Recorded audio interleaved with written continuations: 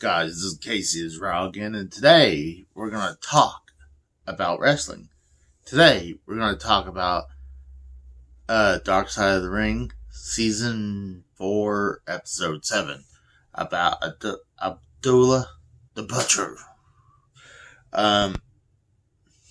Soul Monster is like, oh, this is the least one I was looking forward to. I couldn't wait for this one either. A lot of the people of this season, I was happy to watch. The one episode I a little disappointed with was Sonny and the Chris Candino. That could have been a two-parter. But,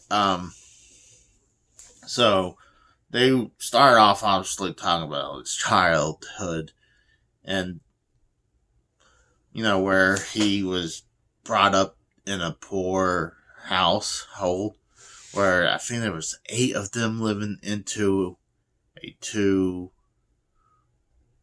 household. And,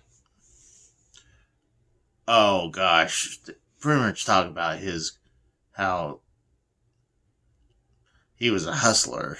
He would buy candy at a store for penny for 3 candies, and then he'll flip them to make a little profit. And then, he was having a lawn business, like people cutting grass and moving, getting a bunch of used clothes and selling them, kind of like Salvation Army kind of thing. So they were saying that he only made it to the 2nd grade. So they kept on pushing that, saying he can't read or write. But there's a lot of people saying they don't believe that. I mean, you could probably go to a restaurant and pretty much guess what's on the menu. Like, you go to the Chinese restaurant, it's like, I want chicken fried rice. Or like you go to a burger place, I'm like, I want a cheeseburger, and fries.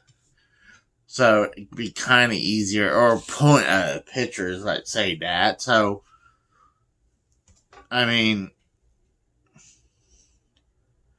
and the guy made a ton of money, so you figure if he's a hustler, knew how much money, what money's worth. So, I'm kind of in the same boat. I really don't believe that he didn't know how to learn, read, or write. If he did, he sure hell did very well for himself. He was hardcore wrestling before hardcore was a thing.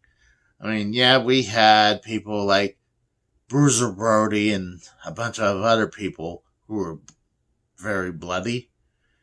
But Abdullah was very bloody. Where, you can barely touch his forehead and he'll start to bleed because he had those lines of scars in his head. I mean, I'm just wondering how bad those cuts gotta been to be deep into his head like that. So, they were saying, Mick Foley was there saying that he put a picture in his dorm when he was in college saying that Abdullah the Butcher was his father. So, I believe Mick Foley. Then most of the people that was on this episode, you had a bunch of family members, like his sister and brother. His sister is like, oh, he can even tear a phone book in half. Well, I know it's a strongman trick, but it's a trick.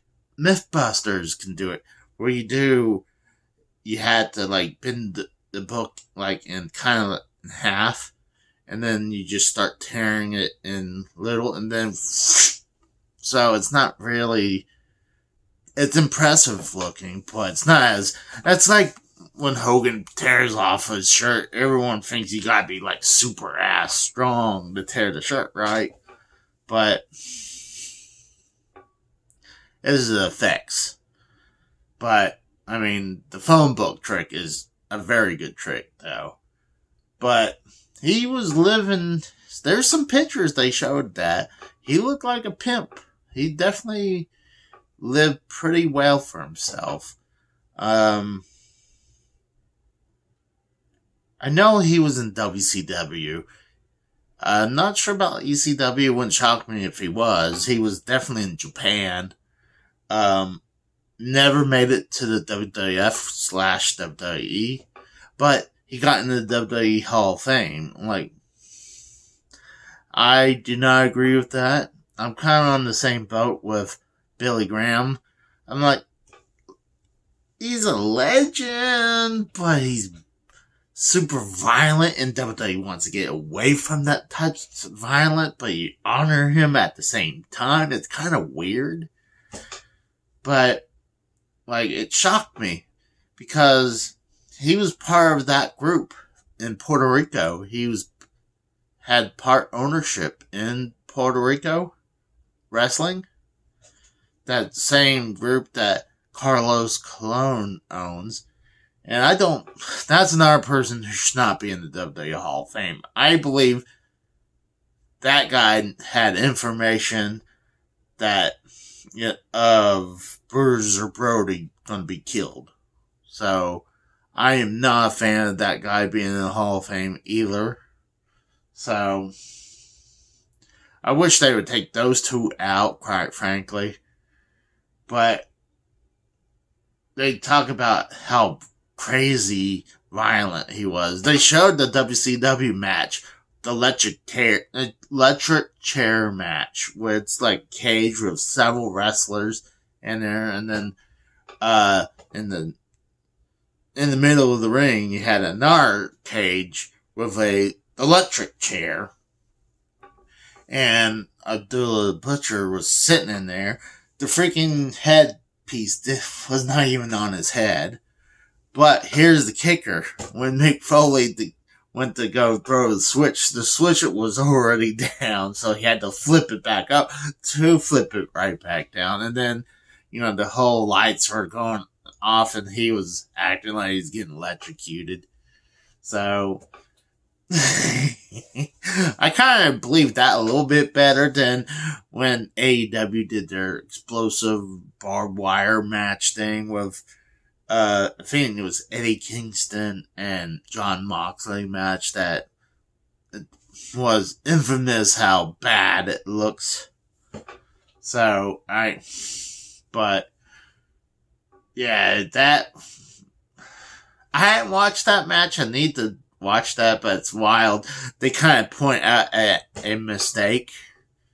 But, I mean, back then, people kind of believed wrestling was a little bit more real than nowadays. Everyone and their mother knows wrestling is fake. Yeah, the athletes, they're definitely athletes. But, the winner and loser is predetermined. And yes, sometimes they don't even connect on shots. Because you gotta make sure the guy's gonna continue working. And you don't want to be the guy who is known for being too stiff or too rough or causing people to get injured. Like Nia Jax. Where Nia Jax threw that punch at Becky Lynch and broke her nose. A straight on punch.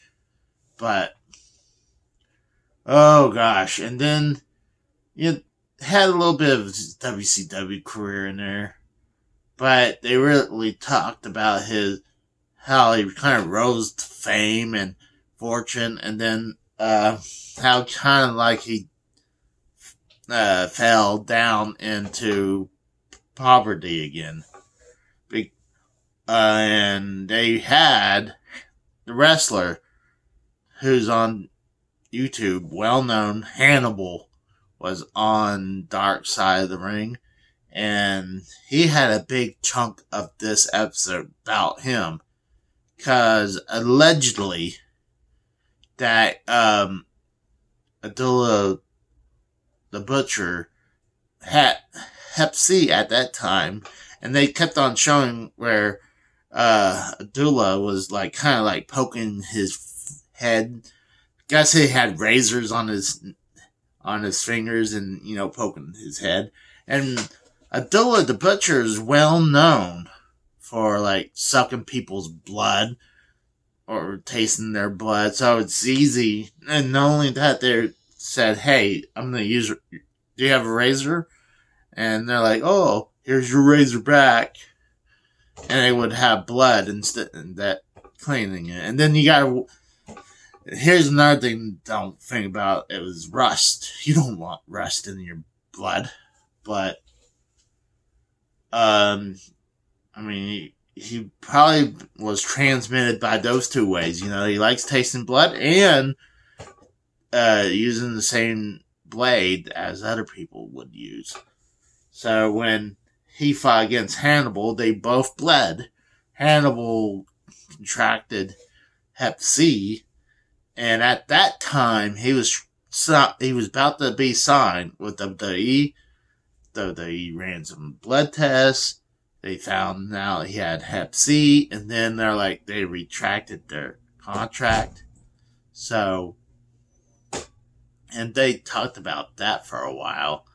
And then I didn't think they would actually go to this point. They kind of went into Hannibal's, what he did later on. Guess what was 2 years ago? I thought it was a year, but it was only 2 years ago where he had this match where he was the blood hunter. He was wearing a mask, and he had Abdullah the Butcher's spike, I guess, golden spike, and the referee was well known to be a bleeder. Well, not well known, but he was a bleeder. And Hannibal just stabbed him in the head so many times. There's pictures of this guy's head being stapled in several spots. And pretty much blackballed Hannibal from wrestling anywhere minus his own promotion. So it's a crazy thing. So Hannibal won a lawsuit in Canada and in America against Abdullah, and Abdullah said that he didn't realize that he lost because he can't read or write, because his sister, I guess, read the letter to him saying, "You lost," by default, because the guy didn't show up. Well, they were saying he had the same rare strain of Hep C that Hannibal had, the same strand as Abdullah had. So it was like $2+ million lawsuit. So it was a good episode, but not the greatest. I think it's a little bit better than Sonny and Chris Contino episode. I highly suggest you watch it. I give it, like the other one, I give it a 7 out of 10. Not bad episode. So I'll talk to you guys later. See you.